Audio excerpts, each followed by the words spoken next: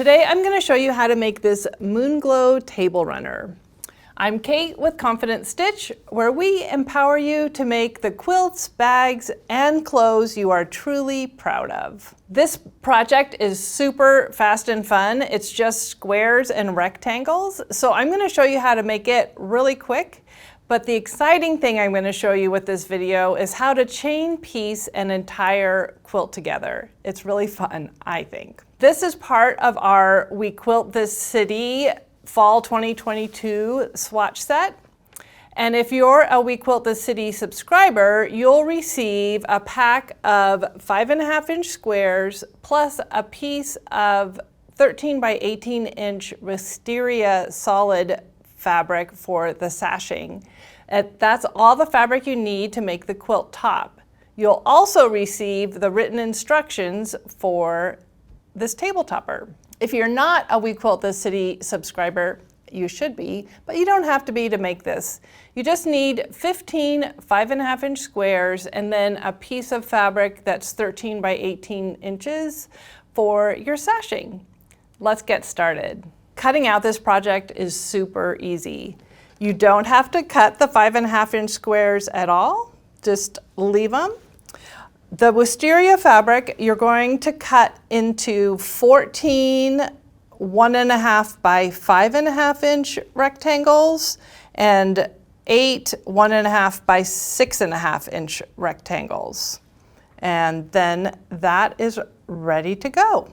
You can lay out your table runner however you want, but this is how we did it, with the darker fabrics in the middle kind of getting lighter on the edges. And you can see that these squares each have two sashings, a 5.5-inch and a 6.5-inch. So these 8 squares here. And then the squares on the outside just have one 5.5-inch sashing on each of them. And then this final square here has no sashing at all. So for the squares that need 2 sashings, you're going to sew the 5.5-inch sashing on first, and then the 6.5-inch sashing, and press the 5.5-inch sashing toward the sashing. How many times can I say that in one sentence? And this, on the 6.5 one, you're going to want to press the seam allowance open. And then on the squares that just get one sashing, just sew the 5.5-inch on and press it toward the sashing. After you make all your units, it's time to organize them in the way that you want your table runner to look, and then you can start chain piecing the whole thing together. This is so fun. Here is how I want to lay out my table runner. So step 1 is to pick up all your units in the correct order. You want to pick up the one in the upper left corner first, and I put a safety pin in that one because it really helps me not get mixed up.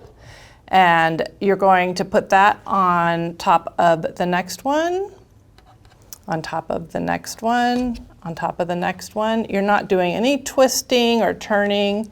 You're just putting them on top of each other. So that is row 1. And I am putting a pin here at the top, pinning it together so that I know which way is up. And now I'm going to pick up row 2 in the same manner.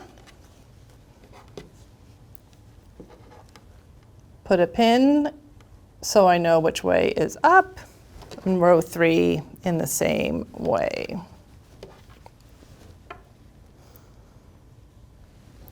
And pin.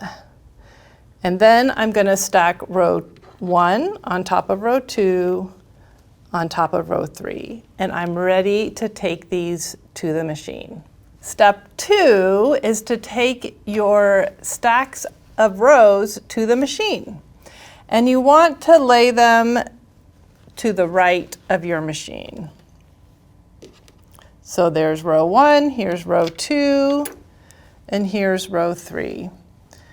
And you'll see that even if you have a whole huge quilt, you can lay your rows to the right of your machine just like this. After you lay them down, you can remove the pins from the top because you have them oriented correctly. And then you want to put a marker on the top one of row 1. Step 3 is to start chain piecing your units together. So you'll move your marker from row 1 to row 2, pick up the first unit in row 1 and put it in your left hand, pick up the second unit in row 1 in your right hand, and you're going to position them right sides together, and then you're going to sew along the right hand edge with a 1/4 inch seam allowance, of course. I have my Baby Lock Jane machine today. I have a lot of favorite machines. This is a really nice one that's purely mechanical.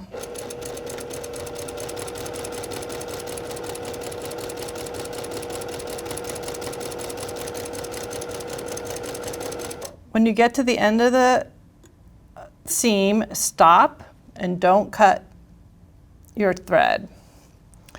You want to move your marker down to row 3, pick up the first unit in row 2 and put it in your left hand, pick up the second unit in row 2 and put it in your right hand, position them right sides together,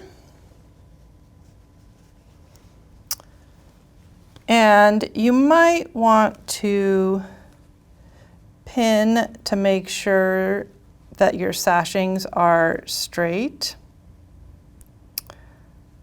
I'm hoping that you don't notice that I accidentally pressed this sashing toward the sashing instead of open. And so I'm going to sew this next row together. And I still haven't cut my thread. This machine will go really fast.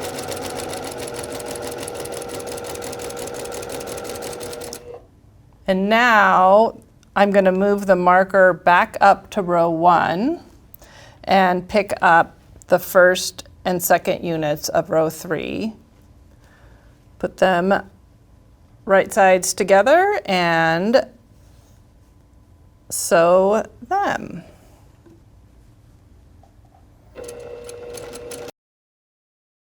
So now that I've sewn my final row, I am going to cut the thread.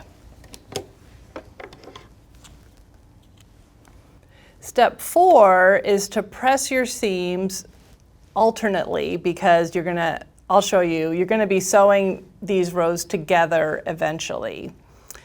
So I have my unit with the safety pin right here at the top so that I don't get mixed up. I also tend to take a picture of my layout and double check it as I go just to make sure that I'm not messing things up. But what I like to do is I'm going to press this first row in this direction. And then the second row, it's going to be a little bit awkward, but I'm going to press it so the seam is going this way so that later I'm going to be able to nest them. Get that in position.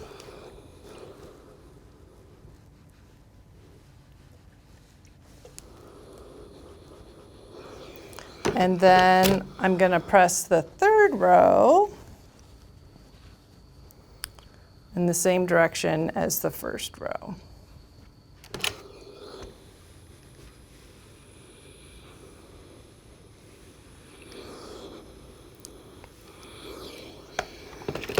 And now I'm ready to sew the third unit of each row, and I'll show you how to do that. But you just continue through the entire quilt of sewing and pressing and sewing and pressing. It's really nice to press in between each time you sew 3 units on, or else the quilt gets really unwieldy and it's hard to press it neatly. Step 5 is to sew the 3rd column to each row. And let me show you how to do that. So I have my units all oriented, making sure that this one is in the top left. And now I'm going to move the marker from row 1 to row 2. Put row 1 right sides together with row 1 and sew along the right hand edge.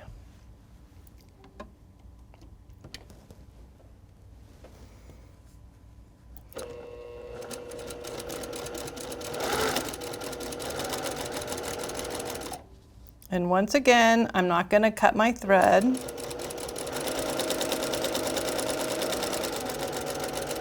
Stop after that. Move the marker down to row 3. Pick up row 2, put it right sides together. I'm going to make sure the sashings are lined up. The fact that I didn't press these correctly is a good lesson to not sew when you're super tired and rushed. But I'm just gonna make sure I like how they're lined up. And here I go. I'm gonna speed up and sew the entire thing together.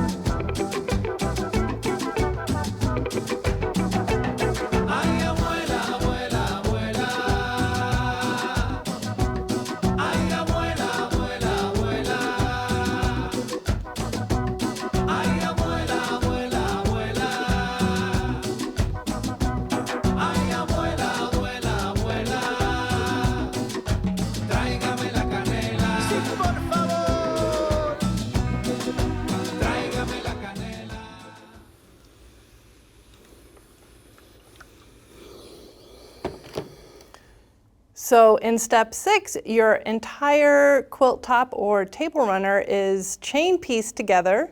It's time to check that you did it right. And now we're going to sew row 1 to row 2. And I use pins for this, so let me show you how I do it.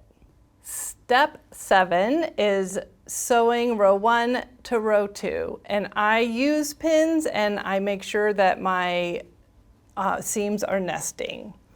So I still have my safety pin here in this top left corner. And so I'm gonna fold row 1 so it's right sides together with row 2. I'm not cutting the chains yet. I know everything is oriented correctly because I've chain pieced the whole thing. So I'm going to nest or at least match my seams, and I do put a pin in like this to make sure everything is good. Because I'm on camera, I think I made a mistake in how I was pressing my seams, but in real life I generally do it correctly. All right, when you have the 2 rows pinned together, you're just going to sew them with a 1/4 inch seam allowance.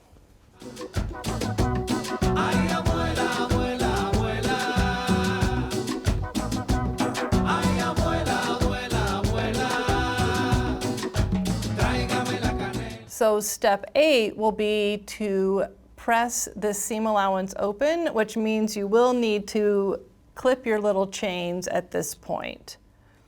And then you're going to sew row 2 to row 3 and press that seam allowance open, and then your whole table runner will be sewn together. I'm going to do it really fast and meet you back here.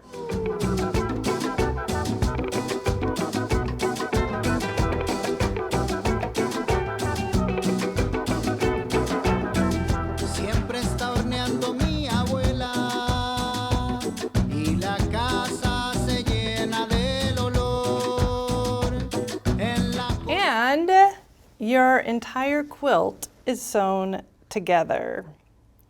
To finish your table topper, you just need to make a quilt sandwich and quilt it and then bind it.